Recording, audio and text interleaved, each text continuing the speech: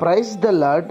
దేవుని యొక్క శక్తి కలిగిన నామానికి మహిమ కలుగును గాక.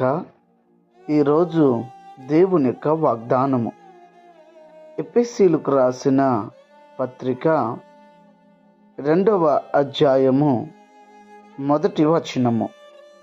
మీ అపరాధముల చేతను పాపముల చేతను మీరు సచ్చిన వారయ్యుండగా ఆయన మిమ్మును క్రీస్తుతో కూడా బ్రతికించును అని ఇక్కడ రాయబడి ఉంటున్నది. ఈ దినము వాగ్దానాన్ని వింటున్న వారలారా, ఒక్కసారి ఆలోచన చెయ్యండి. మనము పాపము చేత సచ్చిన వారై ఉండగా క్రీస్తుతో కూడా ఆయన మనల్ని బ్రతికించాడు.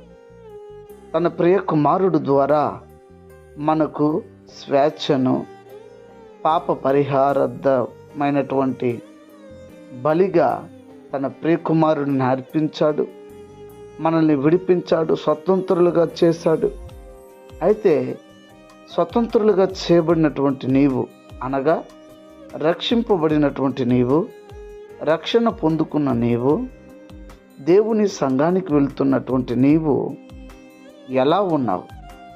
ఆయనతో పాటు బ్రతికిన వారై ఉన్నావా, లేదా సచ్చిన స్థితిలో ఉన్నావా?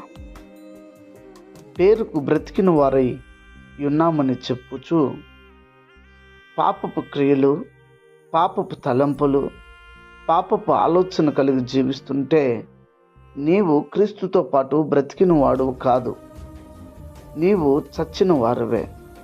గనుక నీవు చచ్చిన వారుగా ఉండకూడదనే నా అపరాధముల నిమిత్తమై ఆయన బలిగా అర్పించబడ్డారు, మనల్ని కాపాడడం కోసమే. గనుక ఇది గమనించి మనము మార్పు చెంది ఏ విషయంలో అయితే తప్పిపోతున్నామో ఆ విషయంలో నుండి బయటకు వచ్చి దేవుణ్ణి మహిమపరుద్దామా, ఆయనతో పాటు బ్రతుకుదామా? ప్రార్థన. ప్రేమ స్వరూపి శ్రేష్టమగు నామమునకై కృతజ్ఞతలు. ఈ ఉదయకాల సమయం మందు మీరు మాతో మాట్లాడారు, అందులకై వందనాలు. ఈ వాగ్దానము మా పట్ల ఫలింపు చేయండి, దీవించండి. అనారోగ్యం చేత ఉన్న వారికి ఆరోగ్యము, ఆర్థిక ఇబ్బందులు ఉన్న వారికి విడుదల, రక్షణ లేని ప్రజలకు రక్షణ ఇచ్చి ప్రతి వారిని ఈ రాకడికి సిద్ధపరచమని క్రీస్తు పేరిట వేడుకొని నాము తండ్రి, ఆమెన్. God bless you. దేవుడు మిమ్మల్ని దీవించి ఆశీర్వదించునుగాక. ఆమెన్.